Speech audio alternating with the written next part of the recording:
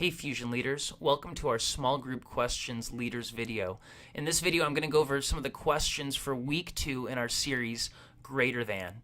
Now if you were with us last week, you might remember that the big idea for this series is learning to embrace Jesus' idea of greatness.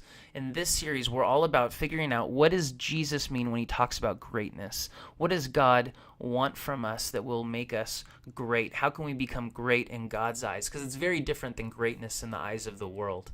Specifically this week, our big idea is every desire comes with a decision. That if you want to become great like God has wired you to become great, it's going to require a decision. You're going to have to choose to trust God and to follow God. Now, before we go any further, I want to encourage you strongly to watch this week's video. Before you watch the rest of this, go to go.alpinechurch.org.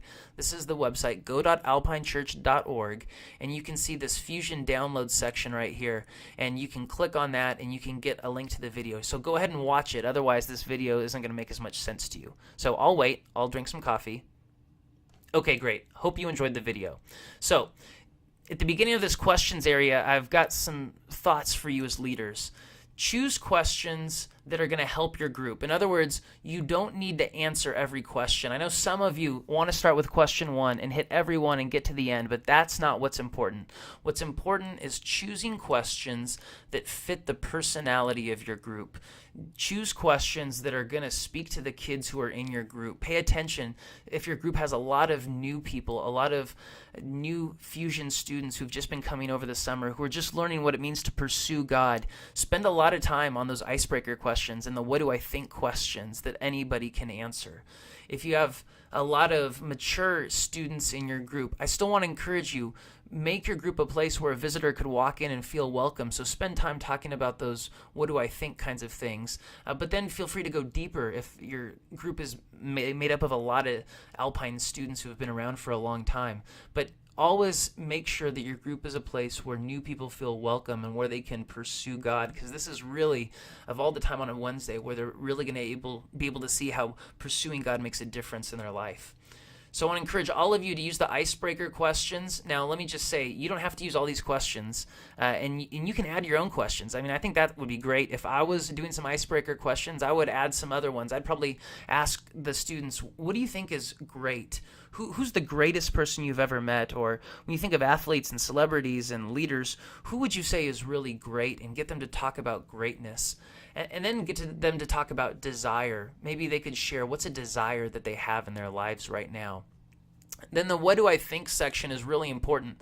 The what do I think section is going to be great for visitors because you don't need to know anything about the Bible to answer these questions. These questions have to do with what do you think about desire and the purpose of your life? How can your desire, the desire that maybe God has put in you or just the desires that you have, how can that help you fulfill the destiny or the purpose of your life?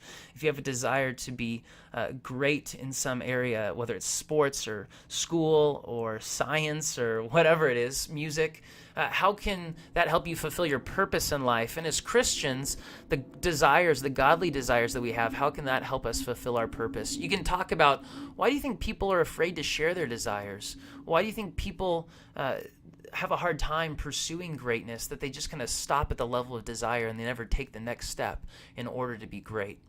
And then move on to the what does God say section. It's important to at least touch on this section. And I really like this story that we're supposed to use from Luke 18 through 30. It's the story of the rich young ruler. And he had an opportunity. He desired eternal life, but he couldn't just he just couldn't accept what he needed to do in order to receive eternal life, which was to fully and completely trust in Jesus. And maybe talk about how sometimes we desire something, but we don't desire it enough. And use some examples from your life and talk about how there are obstacles that block the desires that God has in our lives. You can talk about how God can help us to fulfill the desires that he has put in us. And then at the very end, I want to encourage you to encourage every student to talk, or at least to, in their own minds, form some desire that God has put in them, whatever that may be, and then talk about an action step that they can do to fulfill that desire. Give some examples from your own lives. Say, hey, I had this desire, and here's what I did to cultivate it. Or I just now know I have this desire, and here's what I'm going to do. Make it practical. Show students how they can be great because God has given them this ability to be great in Him. And I hope you have a great small group, and I would love to hear how it goes. God bless you. I'll be praying for you.